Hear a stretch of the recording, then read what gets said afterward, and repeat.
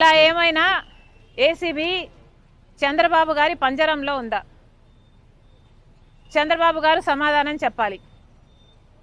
ఏసీపీకి ఈ డీల్ గురించి, మన రాష్ట్రంలో జరిగిన అవినీతి గురించి, ఈ కరప్షన్ గురించి ఇన్వెస్టిగేట్ చేసే అధికారం ఉందా, లేకపోతే చంద్రబాబు గారి పంజరంలో చిక్కుకొని ఉందా?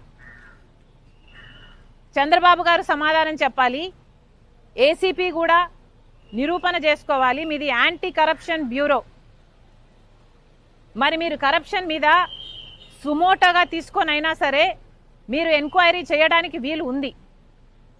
కానీ ఇంతవరకు కూడా ఏ ఒక్క సంస్థ అయినా ఎంక్వైరీ చేస్తాము అని అంటం లేదు. చంద్రబాబు గారైతే ఇక దాని గురించి మాట్లాడడం కూడా మానేశారు. మరి ఇప్పుడు చంద్రబాబు గారు సమాధానం చెప్పాలి. ఏసీబీ ఇది పచ్చ కలర్లో ఉంది, అర్థమవుతుందమ్మా? సింబాలిక్గా ఏసీబీ టీడీపీ పంజరంలో ఉందా? ఏసీబీని విడుదల చేయండి. ఏసీబీ ఒక దర్యాప్తు సంస్థ. ఏసీబీ ప్రజల కోసం పనిచేయాలి. ప్రజల కోసం పనిచేసే ఏసీపీని తన పని చేయనిస్తే, ఈ డీలుకున్న మరకని, ఈ డీల్లో ఉన్న కరప్షన్ని బయట పెడితే డీల్ క్యాన్సిల్ అవుతుంది.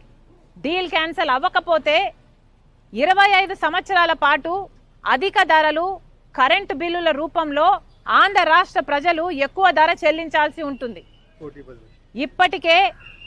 ఇప్పటికే చంద్రబాబు గారు ముఖ్యమంత్రి అయ్యారు, 6 నెలలు అయింది.